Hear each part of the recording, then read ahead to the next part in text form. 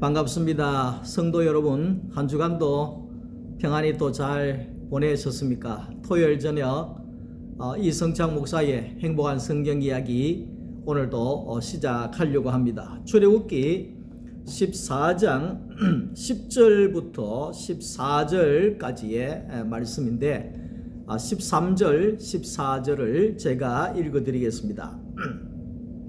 모세가 백성에게 이르되 너희는 두려워하지 말고 가만히 서서 여호와께서 오늘 너희를 위하여 행하시는 구원을 보라. 너희가 오늘 본 애굽 사람을 영원히 다시 보지 아니하리라. 여호와께서 너희를 위하여 싸우시리니 너희는 가만히 있을지니라. 아멘.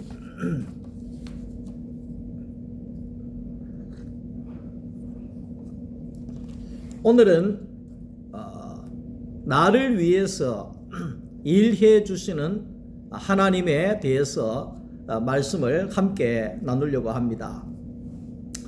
하나님이 함께 하시면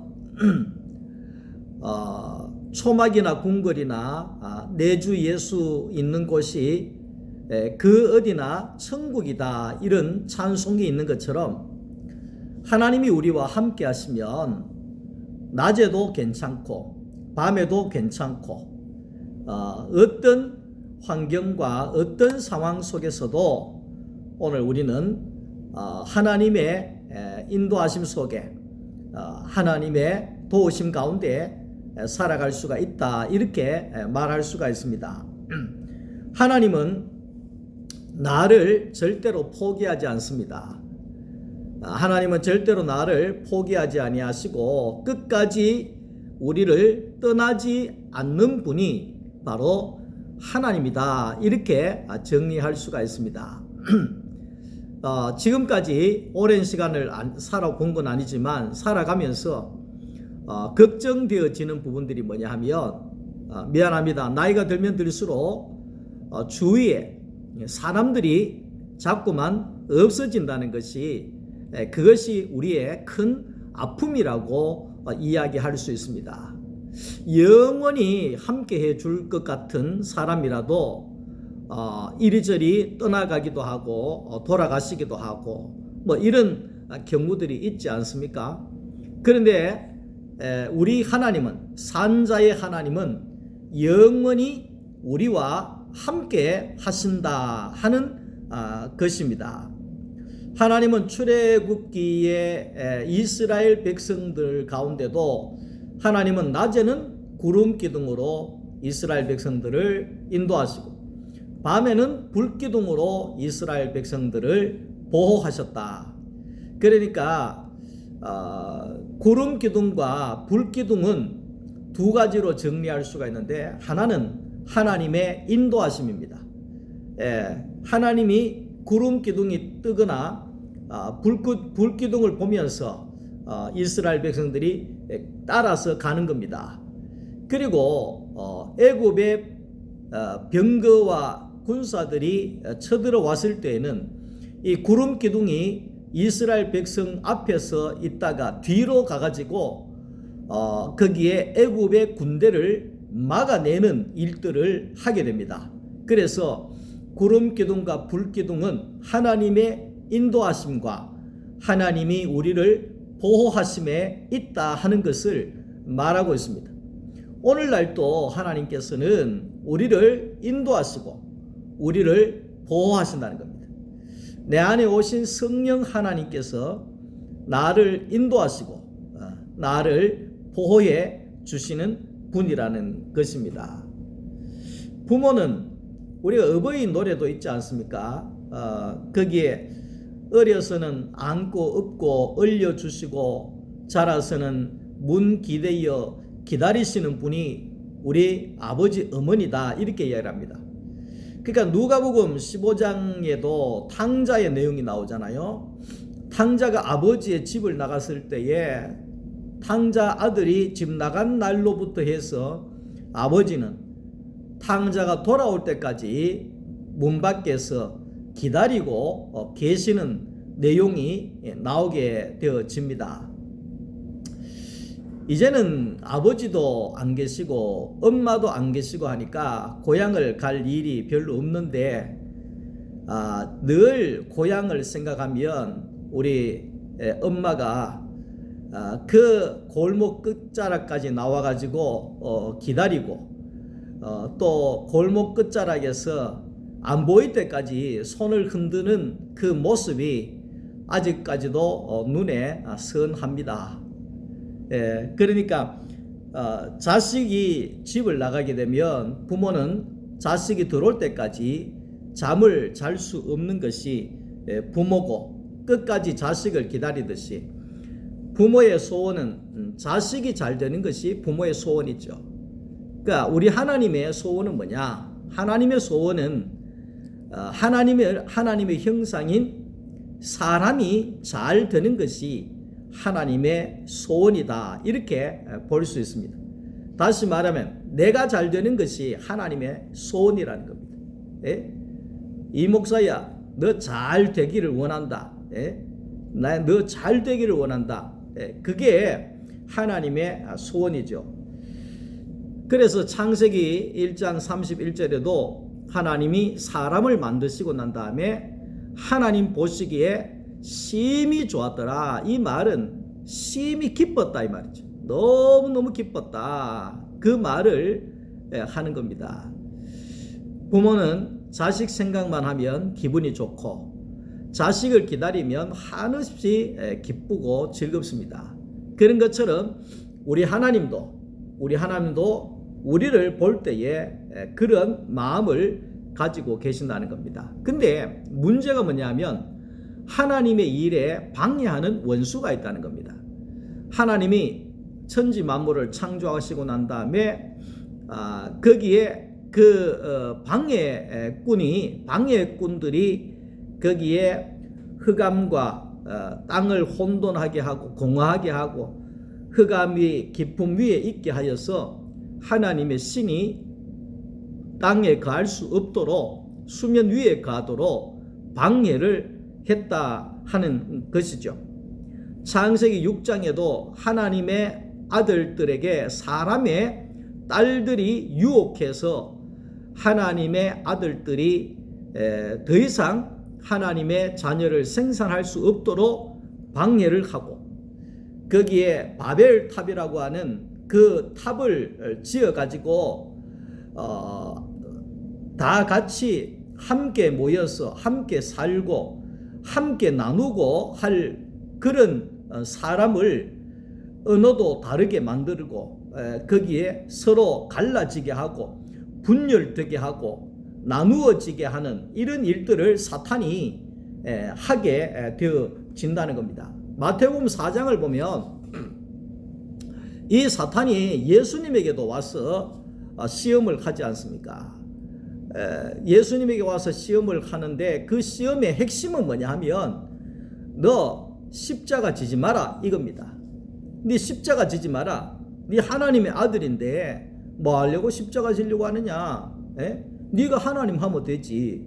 이런 식으로 예수님에게 와서 그 십자가를 지지 못하도록 거기에 시험하고 유혹한 내용들을 오늘 우리가 볼 수 있습니다. 그러니까 이 사탄은 거짓의 압이다, 이렇게 볼 수 있는 거죠. 자꾸만 거짓말을 하게 되어진다는 것입니다. 중세 시대 때에도 중세 교회 안에 예수가 없는 교회로 이 사탄이 만들어져 버립니다. 교회 건물은 어마어마하게 크고 그렇게 유럽의 사람들은 웬만한 사람들은 다 예수 믿는다 하거든요. 그런데 예수를 신앙을 가졌다고 하면서도 교회를 안 나가고 그냥 마음으로 그러는 거예요. 쉽게 이야기하면.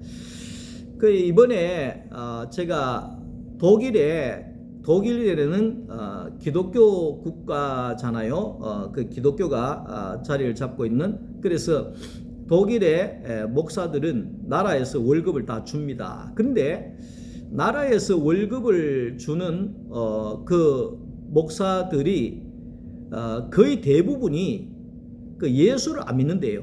저는 얼마나 깜짝 놀랐는지 모릅니다. 이번에 예수를 안 믿는답니다.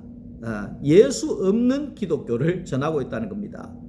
그러니 교회가 유지가 되겠습니까? 그러니 거기에 복음의 능력이 나오겠습니까? 그러니까 이 사탄은 어떻게든지 간에 교회가 교회되지 못하게, 사람이 사람 되지 못하게 그 방해하고 해방한다는 것을 우리는 분명히 알아야 됩니다. 하나님의 교회의 생명은 연합에 있습니다. 연합에 있습니다. 내가 연합이 되느냐 안 되느냐에 따라서 우리는 교회냐 교회가 아니냐가 갈라지게 되어진다는 것입니다. 부부간에도 한 몸이 되느냐 안 되느냐, 가정 안에서도 한 몸이 되느냐 안 되느냐, 교회 안에서도 한 몸이 되느냐 안 되느냐. 그러니까 성령으로 하나 되자 이렇게 말씀했는 것처럼 성령 안에서만 우리가 하나가 되어질 수 있습니다. 다시 말하면 성령을 받고 성령으로 살아가는 사람들은, 우리가 미국의 교회를 다니는 사람이라도 러시아의 교회를 다니는 사람이라도 성령 안에서는 모두가 한 몸이 되고 한 가족이 되고 하나로 연합을 할 수 있는 것이 교회다, 이렇게 볼 수 있는 겁니다. 근데 이 사탄은 교회는 많게 하는데 교회는 많게 하는데 연합은 안 되게 합니다. 목사는 많게 하는데 예수를 안 믿게 하는 그런 방해와 작업을 하게 되어진다는 겁니다. 분열과 파괴와 갈라짐의 원인은 선악과에 있습니다. 사탄은 아담과 하와를 선악과를 먹이면서 완전히 갈라지게 해버렸지 않습니까? 그러니까 선악과를 먹는다고 하는 것은 내가 재판하는 겁니다. 내가 판단하는 겁니다. 오늘날의 많은 문제가 다 내 마음대로 재판하고 내 마음대로 판단하고, 내가 맞잖아요. 남은 틀리고. 이게 선악과인데 이것이 들어옴으로 인하여서 가정도 분열이 일어나고 교회도 분열이 일어나고 갈라지고 나누어지고, 이런 일들이 사탄이 우리에게 교묘하게 유혹하고 시험하는 부분이라는 사실을 우리는 결코 잊어서는 아니 된다는 겁니다. 사탄은 이야기하기를 십자가 없이 살아라. 십자가가 없으면 부활은 없잖아요. 그러니까 사탄은 십자가는 지지 말고 그냥 교회만 댕겨라. 그 뭐 필요하노? 열심히 다녀서 복 받으면 되지. 뭐 이런 식으로. 근데 십자가가 없으면 부활이 일어나지 않고, 십자가가 없으면 새 사람이 될 수가 없습니다. 십자가를 통해서 거듭남이 있어야 그리스도 안에 새 사람이 될 수가 있는 거지요. 세상을 대표하는 사람이 바로 애굽의 바로왕입니다. 이 바로왕은 이스라엘 백성들을 얼마나 방해하고 회방했는지 모릅니다.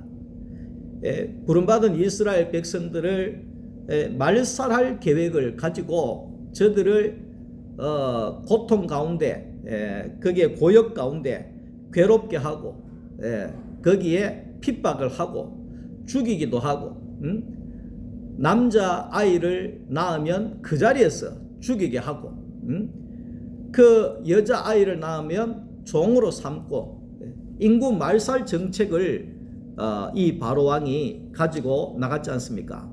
모세도 태어나서 한동안은 기를 수가 있었지만 울음소리가 나오는 순간에 더 이상 기를 수가 없어서 나일강에 던지지 않습니까? 갈대상자에 넣어서. 그럴 때에 하나님께서는 그 바로왕의 그 공주가 거기에 모세를 건져가 가지고 모세를 양자 삼아서 먹이고 입히고 교육을 시켜주고 보호해주고 인도해주고 훌륭한 사람으로 길러내도록 하나님은 그렇게 일하시더라 이 말이죠.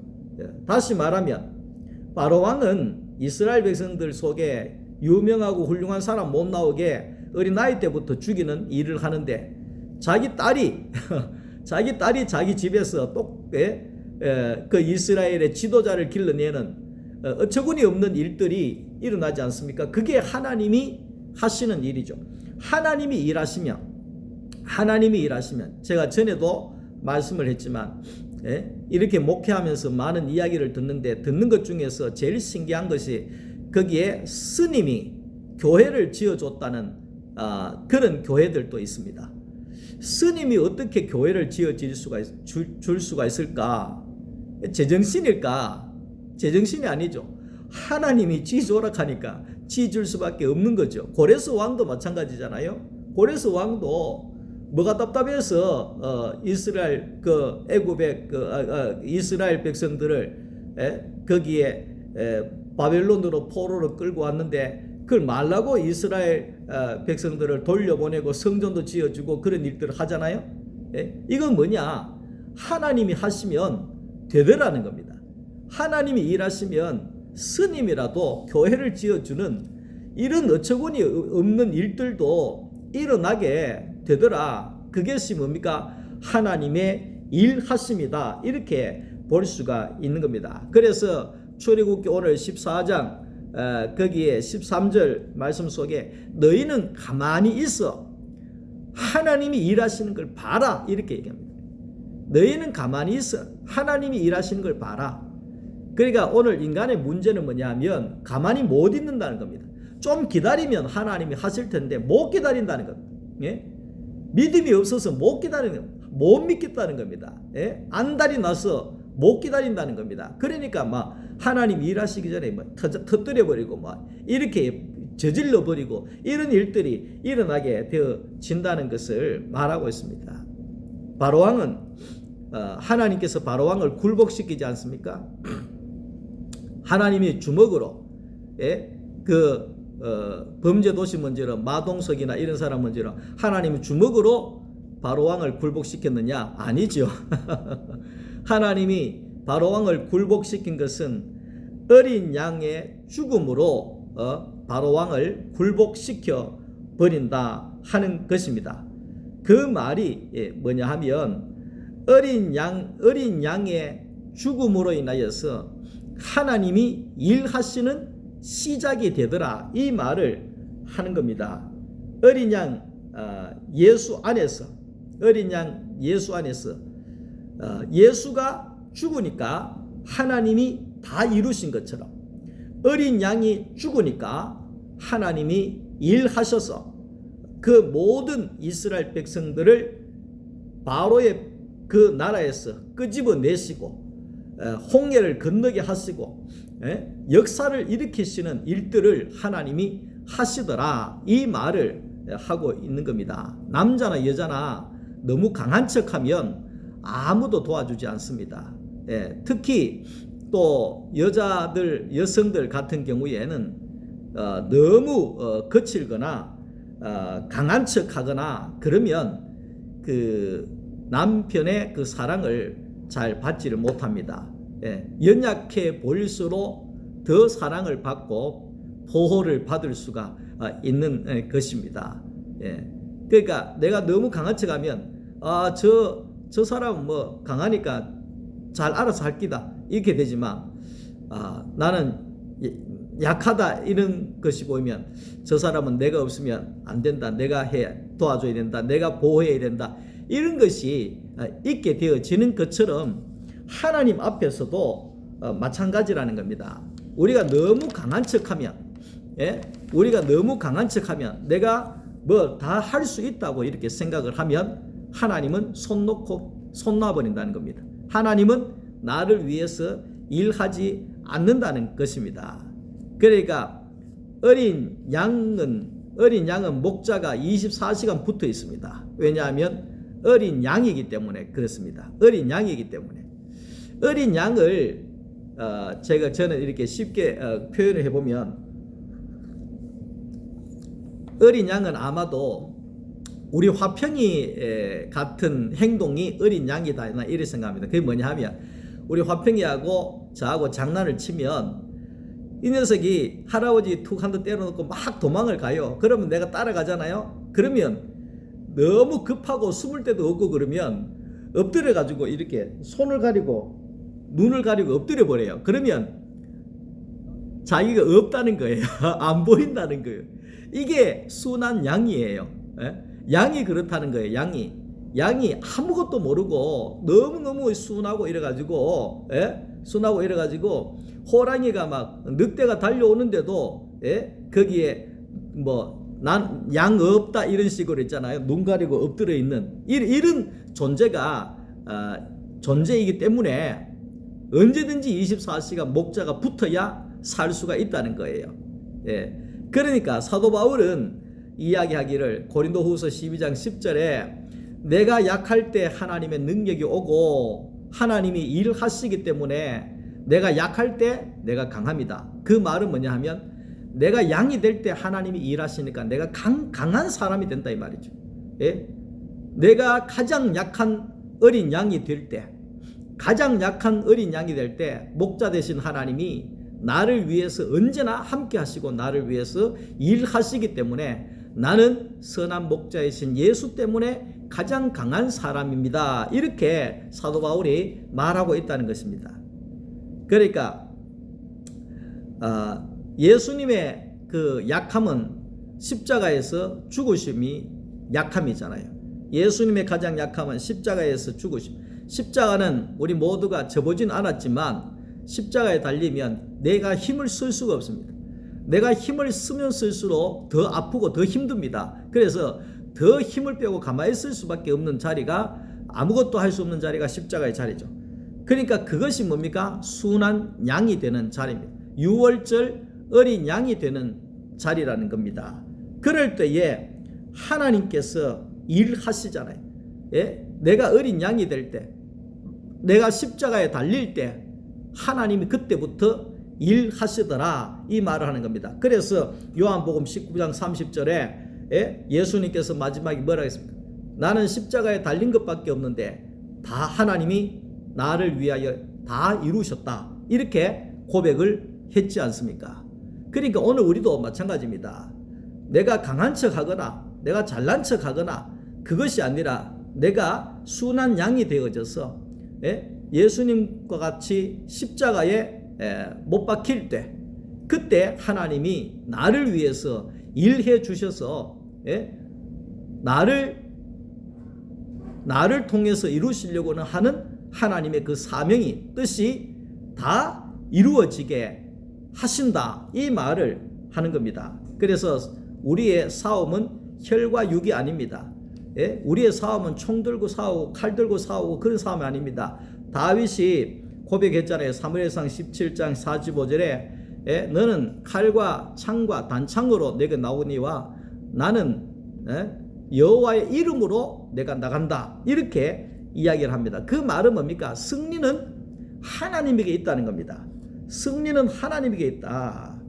그러니까 출애굽할 때에도 이스라엘은 아무것도 한 것이 없지요. 단지 약한 자리, 그 순한 어린 양의 그 자리에 어린 양으로 있을 때 일은 누가 하셨느냐? 하나님이 다 하셨다 이 말을 하고 있는 겁니다. 애굽의 바로가 굴복하고 애굽의 백성들이 은과 금과 폐물을 다 나누어 주고 홍해를 가르고 애굽의 군대를 전멸시킨 것은 오직 어린 양으로 있는 이스라엘 백성들을 위하여 일하신 하나님의 능력으로 가능했다 이 이야기를 하고 있는 거죠. 바로왕이 이스라엘 백성들 보내고 난 다음에 정신을 차리고 나서 거기에 군사들을 모으고 거기에 있는 모든 무기라 하는 무기는 다 끌고 나와서 이스라엘 백성들을 다시 붙잡으러 오게 되어집니다. 그런데 바로 왕은 자기가 가지고 있는 것이 많았습니다. 철병거도 있고 말도 많고 무기도 많고 군사도 많고 많이 있으니까 거기에 바로 왕은 하나님을 대적하려고 하는 마음이 강했다는 겁니다. 그럴 때에 하나님께서는 그 거만함의 상징인 바로 왕의 목을 꺾어버리죠. 그 당시에 애굽은 대제국이잖아요. 그 대제국이 한꺼번에 서서히 무너지는 계기는 바로 왕이 홍해 바다에 그 수많은 전쟁 도구와 군사가 전멸하고 나서 그 애굽이 서서히 약화되어질 수밖에 없는 과정을 겪게 되어진다는 것입니다. 그러나 어린 양의 약함을 내어놓은 이스라엘 백성에게는 하나님께서 40년 동안에 하늘의 문을 여시고 낮에는 구름 기둥으로 보호하시고 밤에는 불 기둥으로 보호하시고 아침에는 만나를 내려주시고 생명의 물을 내려주시고 거기에 메추라기도 보내주시고 옷이 헤어지지 않게 하시고 하나님께서 눈동자같이 일하시고 지켜주셨다는 것을 우리는 알 수가 있는 내용들입니다. 오늘날 우리도 하나님의 일하심을 보려고 하면 오늘 우리도 어린 양이 되는 겁니다. 다시 말하면 예수님처럼 십자가에 우리가 달려 있을 때에 나의 약함을 내어놓을 때에 하나님께서 나를 위하여 일하시고 내 가정을 위하여 일하시고 내 자녀를 위하여 일하시고 내 교회를 위하여 일하시고 이 나라를 위하여 하나님께서 일하여 주실 것입니다. 왜 우리가 하나님의 일하심을 경험하지 못하느냐? 그것은 내가 너무 강하기 때문에 그렇습니다. 내가 너무 자만하기 때문에 그렇습니다. 내가 하나님 없이도 별 불편함 없이 살 수 있다고 생각하는 교만함 때문에 그런 것입니다. 오늘 우리가 알아야 되는 것은 하나님의 일하심이 있어야 나의 승리가 되어진다는 것입니다. 사람은 한없이 약합니다. 오늘 우연찮게 새 박사 있잖아요. 우리나라에 윤문식입니까? 하여튼 그 새 박사님이 나오는 걸 봤는데 참 이 새 박사 그분이 걸음도 못 걷고 누워서 생활하는 그런 모습을 보면서 참 우리의 삶은 한순간이구나 이런 생각이 들더라고요. 내가 걸어 다닐 수 있는 것도 한순간에 불과하는 거구나. 사람은 이렇게 약한 것이구나 이런 생각이 들더라고요. 그래서 오늘 우리는 약한 존재임을 고백할 때 하나님이 우리를 위하여 일하신다는 것을 알아야 합니다. 하나님은 왜 이스라엘 백성들을 광야로 몰아넣으셨느냐? 광야는 말 그대로 내가 아무것도 할 게 없습니다. 하늘만 쳐다봐야 되는 겁니다. 하늘의 문이 열려지지 아니하면 다 죽기 때문에 하나님만 바라보고 하나님만 기다리고 하나님만 의지하는 훈련을 이스라엘 백성들이 40년 하게 되어졌습니다. 그러니까 40년 동안 하늘만 쳐다봤는데도 하나님이 날마다 일하셔서 그들이 가나안 땅으로 들어간 것을 볼 수가 있습니다. 예수님은 왜 마태복음 16장 24절에 나를 따라오리거든 자기의 십자가를 지고 나를 따라오너라 그렇게 하셨느냐 하면 우리가 십자가 또한 광야라는 것입니다. 십자가로 가야지만이 예수 없으면 아무것도 할 것이 없고 예수가 없으면 죽을 수밖에 없다는 그 자리. 아멘 주 예수여 오시옵소서 나를 건져주시옵소서 주님 밖에 없습니다. 오직 예수 밖에 없습니다. 이 고백의 자리가 바로 십자가의 자리라는 것입니다. 그럴 때에 그 광야에서 연약함을 내어놓았을 때 하나님이 가나안까지 다 일을 해 주셨고, 우리가 십자가에서 우리의 연약함을 내어놓을 때 하나님은 우리에게 구원을 주셨고 우리에게 영원한 생명을 주셨고 하나님이 때를 따라 돕는 은혜를 우리에게 주신 분이십니다. 그래서 오늘 우리가 하나님의 일하심이 없이는 승리할 수가 없습니다. 하나님의 일하심이 있어야 길이 열려지고 하나님의 일하심이 있어야 우리는 모든 원수의 방해를 이기고 승리할 수가 있는 것입니다. 하나님의 일하심이 나의 축복이 되고 하나님의 일하심이 나의 승리가 되어집니다. 오늘 우리 모두가 어린 양이 되어져서 십자가의 약함을 내어놓을 때 하나님이 일하셔서 2025년에 하나님이 나로 웃게 하시는 하나님을 마음껏 경험할 수 있기를 주님의 이름으로 축원합니다. 오늘도 말씀 또 들어주셔서 감사합니다. 주님 안에 평안한 밤 보내시고 내일 또 주일날 교회에서 만나 뵙겠습니다. 감사합니다.